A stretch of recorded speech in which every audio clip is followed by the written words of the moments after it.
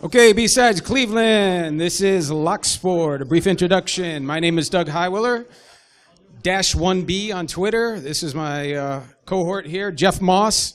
No, not that Jeff Moss. This Jeff Moss.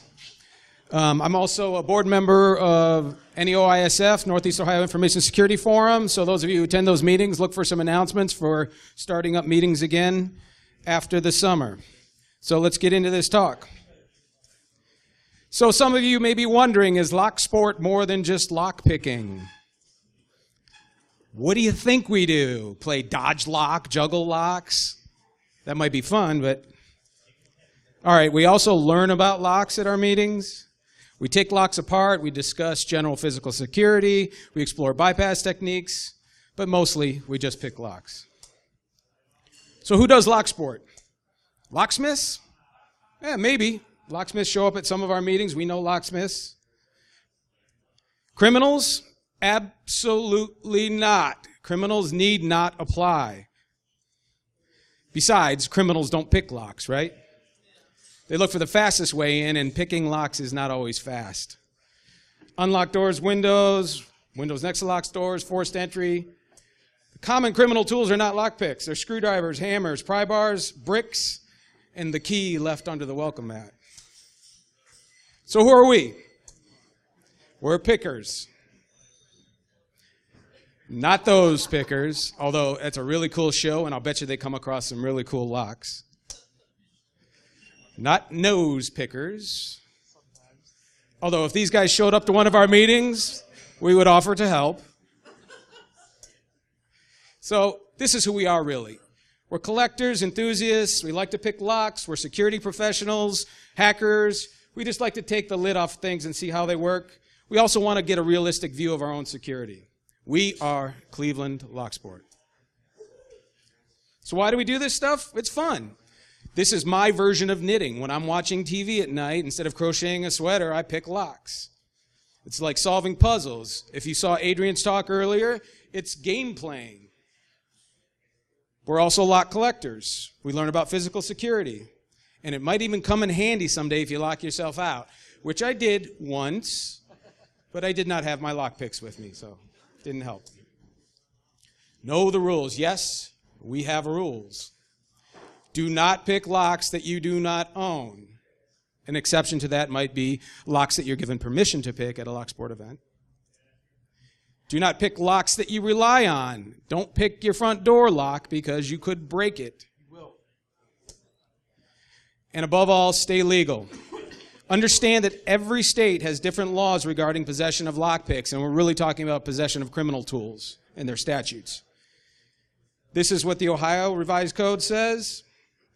Basically, no person shall possess or have under the person's control any substance, device, instrument, or article with purpose to use it criminally. That's key. Purpose to use it criminally. Section B shows you conditions that constitute prima facie evidence of criminal purpose, and we're going to debate those in terms of lockpicking. Section B, number 2, possession or control of any substance, device, instrument, or article designed or specially adapted for criminal use. Our response is that lockpicks are not designed nor specially adapted for criminal use. They're designed for professional and hobbyist purposes. Number 3, possession or control of any substance, device, instrument, or article commonly used for criminal purpose under circumstances indicating the item is intended for criminal use. Our response is that lockpicks are not commonly used for criminal purposes. We've already established criminals don't pick locks. And using them in a Locksport meeting or at home on your own collection certainly should not indicate that it's intended for criminal use. And again, this is what the juries are given instructions when they're hearing a case on possession of criminal tools. Notice the highlighted text, with purpose to use it criminally. But again, check your state laws. They may be a little stricter. So when we're buying locks, what are we buying? We're buying time, right? Locks are rated by various rating organizations, the UL, ANSI, BHMA. They rate a lock's ability to resist particular types of attack, often physical types of attack, but it's over a period of time. You may see lock packaging that has their own scale, like 99 out of 100 or 60 out of 100 for their products. Take those scales with a grain of salt. The manufacturer probably made it up. 99 out of 100 for them doesn't necessarily mean it's a secure lock. Also, you might want to take the standards organization's ratings with a grain of salt, because we don't really know what they're testing. I just want to point out, I don't know if you could see this. I'm going to read the last thing under safety and security. An array of strength tests evaluates the cylinder's ability to withstand efforts at authorized entry. I think that's a typo, but maybe not. They're trying to keep authorized people out. So the principle of you get what you pay for generally applies. You can buy some really expensive good locks. Here's a quick video showing manufacturer packaging with big words. I don't know if you can see that on that curly screen, but it says ultimate security at the top left of that lock. Defense squared. That must be really secure. It's squared. And then on the back, it mentions, oh, it's $10 for this little brass lock. It must be good. And it says that it's pick-resistant precision tumbler. There's no way I'm going to be able to open this lock. So here's the key. It's got, it's a 5-pin lock. It's not bad. 5-pin is a standard lock. It's decent bitting on that lock. Those are the cuts in the key. It looks kind of challenging. Those of you who know locks and lock picking will know that that didn't have the double ball bearing design, so it can probably be shimmed too. So we're just going to tension it here and do some quick raking with a hook just to test it out. This is like one of those, how many licks does it take to get to the soft, chewy center of a ultimate security padlock? I think it's like 13. I don't know. I didn't count. Come on, one more. There we go. It's open. So maybe that was just a fluke, right? You know, I got lucky the first time, so let's try a different technique that's even more sophisticated. This is called the rocking technique. The backside of the pick. You just rock back and forth while feathering the tension. Ultimate security lock, ladies and gentlemen. So, just a lesson. Always apply defense in depth principles. You can buy several less expensive locks to protect something rather than buying a super expensive one and maybe have a fail. Defense in depth? Maybe not. If you notice, there's only one U-lock that's actually attached to anything. The rest are just sort of draped over the bike. Weakest link principle applies as well. That might be the greatest chain and the greatest lock in the world, but what could go wrong here? And eyelet screws are not the best idea for a makeshift hasp. So what we're talking about are pin-tumbler locks. And that's what you're going to see most of what we have upstairs. Pin-tumbler locks are more than 90% of what you see on an everyday basis. They're household locks. They're your office locks. They're the padlocks that you see. How does a pin-tumbler lock work? So I've got a cool rendering here. A guy named Steenberg Larson did these renderings online. I'm going to freeze it right there. So for those of you who don't know how locks work, this is how they work. You've got a key with various cuts in it. This is a lock cylinder cut in half. Inside the lock cylinder, you've got these pin chambers, and there are 2 pins. You can see a little break here. That's 2 separate pins. The lower pins are different sizes based on the cuts of the key, and the upper pins are the same size. And then there's a spring on top pushing down. And then you have this plug inside, and that's what turns. So when the key is inserted, it will lift the bottom pins based on their relative heights to this shear line, which will then allow the plug to turn. So we're going to let it continue.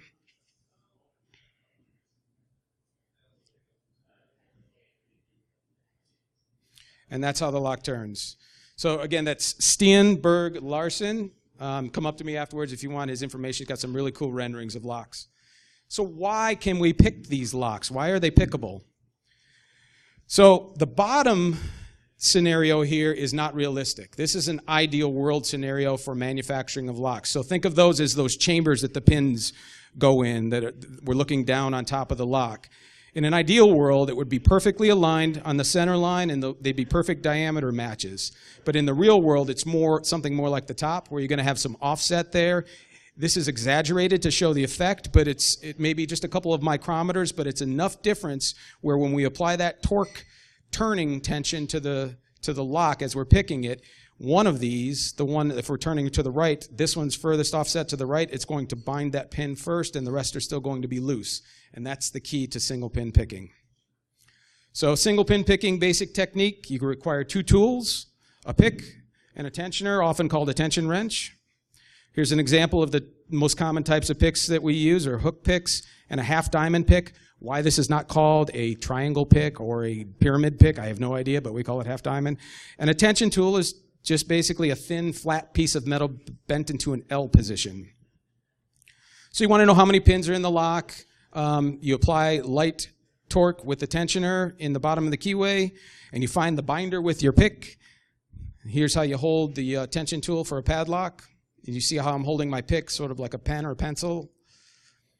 You insert it in there while you're applying the tension here, and you hold that tension the entire time you pick. Find the binding pin, lift it until you hear a click or it sets, and you repeat that process until you've moved through all the pins. So for those of you Python geeks out here, here's some Python pseudocode that basically says exactly the same thing I just said. And I'll share that with you afterwards if you want. We were talking about binding pins. So the concept of binding pins, let me have your attention on the left-hand side. We're looking at the front of the lock here in a cutaway, and we have our key pin that comes in contact with the key or the pick, and the top pin that's pushed up against the spring. We need to get these to that shear line before it will turn. Remember I told you about that zigzag offset pattern. As we're turning the lock, one of those is going to be further offset than the rest, and that pin will bind and the rest will still be springy. So if, on the right-hand diagram, you'll see that the pick is going through in sequence, feeling for springiness or a binding resistance on the pin. If it finds the binder, that's the pin you want to set. You lift, lift, lift until you hear a click. It'll rotate a little bit more, and it'll bind the next pin in sequence. There's no given sequence for any lock. You just have to, it's trial and error, moving through the pin sequence in trial and error method. And the last pin is picked and the lock turns. So manufacturers will put pins called security pins in locks to resist picking and bumping. We're primarily talking about the top pins. The most common types are serrated pins and spool pins, and this is what they look like. You can probably guess which ones are spool pins, and the serrated pins are the other ones. Other types include hybrid serrated spools, mushroom pins, T-pins, double spools, and a variety of other custom-made security pins that guys like Jeff here like to spin up for those of us who pick challenge locks. Jeff's really good at making locks much more difficult than they come from the factory. When we talk about security pins, you'll hear us talk about a false set, and I'll explain what that is right now. So here's an example of a spool pin as the top pin in the lock. As you turn the plug, you'll see that that spool pin gives you room to rotate. As you're picking through the other binding pins, all of a sudden you may see a sudden turn that's much further than what you felt before, but the lock doesn't open. Chances are you've hit a spool pin at that point. The way you clear a spool pin is you don't want to let go of all of your tension because you'll let everything else you've set drop, but you've got to let it relax a little bit. You'll notice that arrow kind of turns yellow. As you're relaxing the tension, lifting up on your pick, it will force that spool to straighten the cylinder out as you lift it. It will straighten the plug out. I'll leave that run one more time so you can look at it. Turn, lock, turn. It's stuck. We're going to lift, let it rotate back, and then clear it. And hopefully you didn't lose your other pins in the process. So the tools, we already mentioned picks and tensioners. Types of picks you're going to run into are various types of hooks, short, tall, reach hooks, half diamonds. There's a thing called an offset or DeForest diamond, which is basically a half diamond pick with a little bend in the end of it. There are various rakes, what you saw me do with the hook and the defense squared lock, just pulling it out. That's the raking technique. And there are specialized picks for different types of locks, dimple locks, tubular locks, disc detainer locks. The first two are actually pin-tumbler locks. They're just in a different configuration. The last is a completely different type of lock that we won't go into here. Tension tools, again, just a basic L-shaped piece of metal. There are various shapes and sizes they come in. You can make your own, and you're very often going to have to make your own for different types of locks. They make a flat tool for the top of the keyway tension, and that's, I'll show you that in a second, but here's some different types of picks. We have various rakes on the left, some dimple rakes, some other rakes. Here's that disc detainer pick, just a very strange thing, different type of lock altogether. Some hooks and some half diamonds. Here's some dimple picks over here. And at the top, we've got a bunch of tension tools, and that's not even all that I have. Here's that flat tool for top of the keyway tension. So the first shot you saw of me with the tension tool and the lock was in the bottom of the keyway, away from the pins. A lot of people find that they get better feedback and certain locks react better, and it also gives you more clearance to get under the pins for certain locks, difficult keyways, and you use these tools for top of the keyway tension. So you can make your own tools. You know, you save some money. You could buy them commercially, but you can also make them. Windshield wiper inserts make great tension tools. Before you throw your windshield wipers away, there's a thin strip of very good stainless steel in there. You want to grab some needle nose pliers and pull that out. And Peterson actually makes a tool that you could, called a U-bend-it tool, that you can bend those into the L shape. You could also just use vice grips or needle nose pliers to do the same thing. There's also another type of metal you can buy called music wire. It's hardened spring steel that comes in long cylindrical sections. You can grind those, bend them and grind them to exactly the right thickness you want for like a top style tension tool. Pick making, I like to use what's called feeler gauge stock. I buy it from McMaster Carr. It's like the basic steel is $1.30 per 12-inch section. I get 2 picks out of it. You could probably get 3 picks out of it. I buy it from 15 thousandths to 31 thousandths. Just a simple bench grinder, files to finish, and sandpaper to give it the smoothness. So here's a 10x speed, very quick version of going through making a pick out of feeler gauge stock.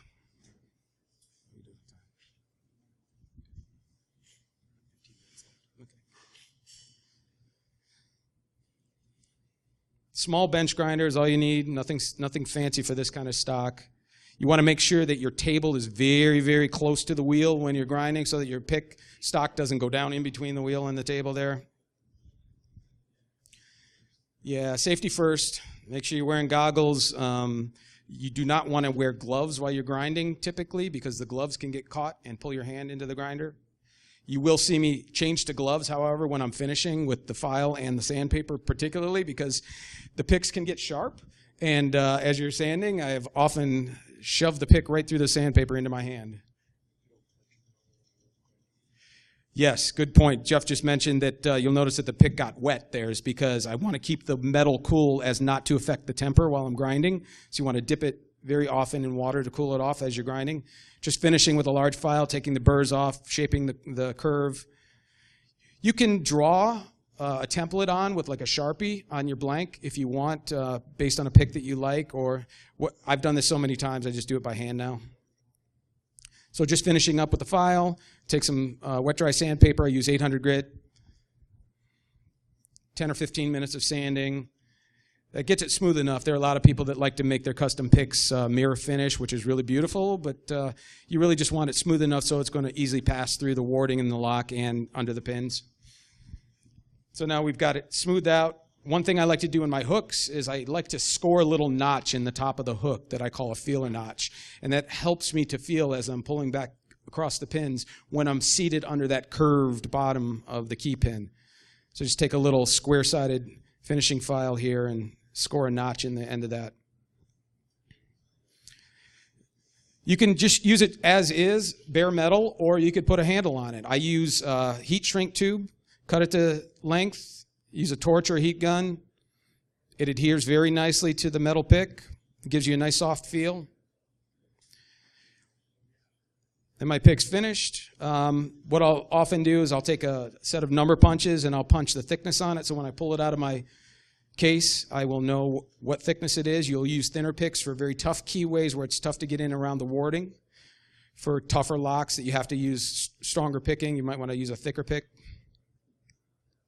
And that is pick making.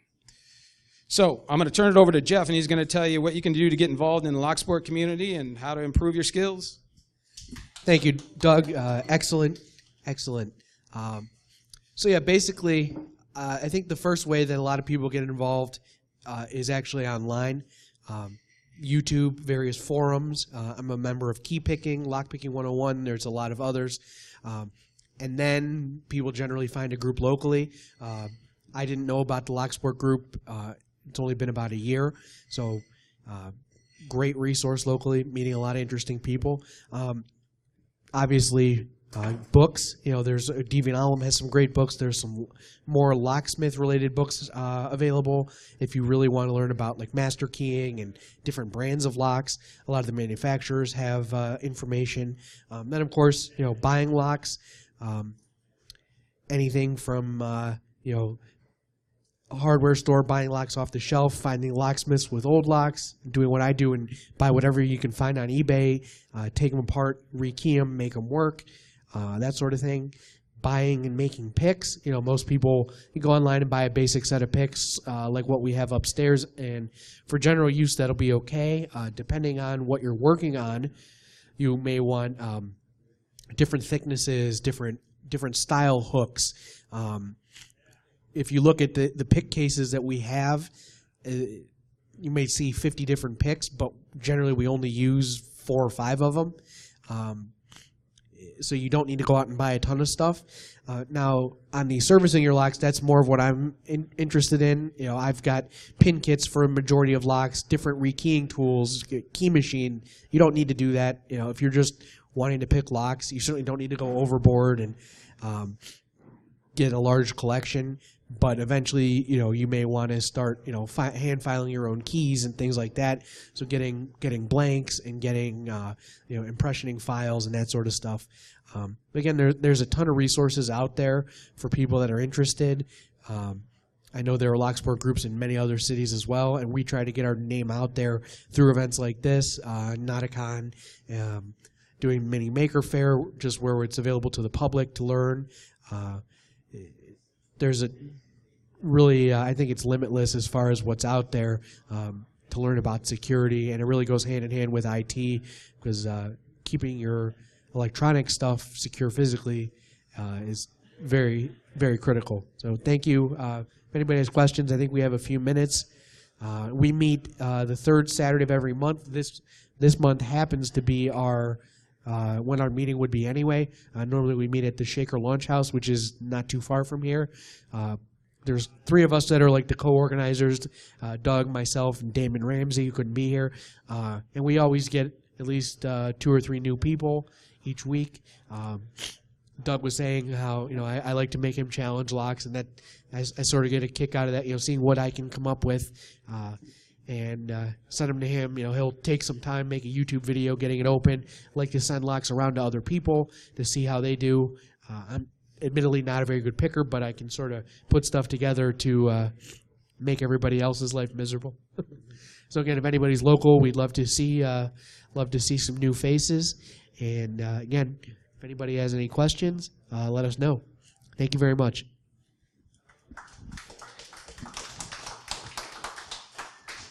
Questions? Between Adrian and us, you've learned everything there is to know about lockpicking now. In case not, we'll be back upstairs after this talk, so feel free to join us or come to one of our meetings. Oh, we do have a question. What got you into lockpicking? What got me into lockpicking personally was hacker cons. Yeah, I go to hacker conferences and I see these guys picking locks, and I've always been fascinated by just lock technology. Not DEF CON, actually. The first time I actually saw lock pickers was at Nauticon, I think. No. Yeah, it was Debian.